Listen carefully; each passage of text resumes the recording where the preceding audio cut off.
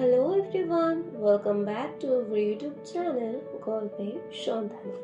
আজ আবারও চলে এসেছি নতুন একটা গল্প নিয়ে। আজকের বিশেষ নিবেদন চন্দ্রানীর বিয়ে। গল্প পাঠে ও কলমে আমি চন্দ্রিকা। শুরু হচ্ছে আজকের গল্প। বিয়ের মণ্ডপে শঙ্খধ্বনি বাজছে, ধূপের গন্ধে ভরে আছে চারিপাশ। লাল বেনারসি, সোনার গয়না, কপালের টিপ সব মিলিয়ে অপূর্ব লাগছে আর চন্দ্রানীকে। কিন্তু তার চোখে সেই চিরচেনা লাজুকতা নেই, আছে এক অদ্ভুত দৃঢ়তা।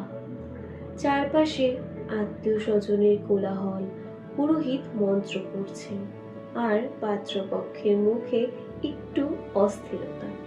কারণ একটু আগেই চন্দ্রানী শান্ত গলায় বলেছে, এই বিয়ে তো শেষই হচ্ছে না ছাতা। সবাই ভেবেছিল সে হয়তো মজা করছে, কিন্তু চন্দ্রানীর কণ্ঠে মজার সুর ছিল না, ছিল বছরের পর বছর জমে থাকা স্বপ্নের হাতছানি। চন্দ্রানী ছোটবেলা থেকে পড়াশোনায় খুব ভালো। তার স্বপ্ন ছিল বড় অফিসার হওয়ার, নিজের পরিচয় নিজে বাঁচার। কিন্তু বাড়ির আর্থিক অবস্থা আর সমাজের চাপে তার বিয়ে ঠিক হয়ে যায়। সে চুপচাপ রাজি হয়েছিল, শুধুমাত্র মায়ের চোখের জল দেখে। কিন্তু আজ শুভদৃষ্টির মুহূর্তে পাত্রপক্ষের একজন ফিসফিস করে বলেছিল, মেয়ে মানুষের এত পড়াশোনা করে কি হবে, বিয়ের পর তো সেই সংসারই সামলাতে হবে। সেই কথাটাই যেন আগুন হয়ে জ্বলে উঠেছিল চন্দ্রানীর ভিতরে। সে ধীরে ধীরে ঘুমটা একটু তুলে বলল। চন্দ্রানী ঠিক কি বলেছিল সেটা জানতে হলে গল্পের সন্ধানের সাথে জুড়ে থাকুন। আমাদের চ্যানেলটি ভালো লাগলে চ্যানেলটিকে সাবস্ক্রাইব করে লাইক ও কমেন্ট করতে ভুলবেন। প্রচুর প্রচুর শেয়ারের মাধ্যমে আমাদেরকে উৎসাহিত করবেন, যাতে আরো নিত্য নতুন গল্প আপনাদের সামনে আনতে পারি। পরবর্তী অংশ শোনার জন্য গল্পের সন্ধানের সাথে জুড়ে থাকুন। আমি সংসার সামলাবো, কিন্তু নিজের স্বপ্নটাও বাঁচাবো ঠিক।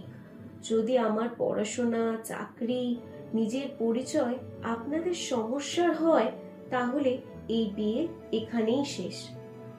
মণ্ডপে নেমে এলো নীরবতা। তার বাবা কাপা গলায় বললেন, চন্দ্রানী, এইসব এখন বলার সময় নয় মা। চন্দ্রানী বাবার হাত ধরে মৃদু হাসলো। বাবা, আজ না বললে তো আর কোনোদিন বলাই হবে না গো। পাত্র কিছুক্ষণ চুপ করে থেকে এগিয়ে এলো। সবার সামনে সে বলল, আমি এমন একজন সঙ্গিনী চাই যে নিজের স্বপ্নের জন্য লড়তে জানে। তোমার পড়াশোনা, তোমার কাজ, সবকিছুতেই আমি তোমার পাশে থাকব। চন্দ্রানীর চোখ ভিজে উঠল। সে বুঝলো এই বিয়ে শুধু দুজন মানুষের নয়, দুটি স্বপ্নের মিলন। শঙ্খ আবার বেজে উঠল। আগুনের সামনে বসে চন্দ্রানী মনে মনে প্রতিজ্ঞা করল, এই সংসার হবে সমান সম্মানে, সমান স্বপ্নে, আর সমান অধিকারের। আর তার সেই দৃঢ় দৃষ্টি যেন বলছিল, বিয়ে শেষ নয়, সবে তো শুরু, নিজের মতন করে বাঁচার শুরু। আজ এখানেই শেষ হলো আমার লেখা নতুন গল্প চন্দ্রানীর বিয়ে। গল্পটা কেমন লাগলো সেটা লাইক ও কমেন্টের মাধ্যমে জানাতে ভুলবেন না। আমার চ্যানেলটি যদি ভালো লেগে থাকে অবশ্যই সাবস্ক্রাইব করবেন। সবার প্রথমে নোটিফিকেশন পাওয়ার জন্য পাশে থাকা বেল আইকনে ক্লিক করবেন।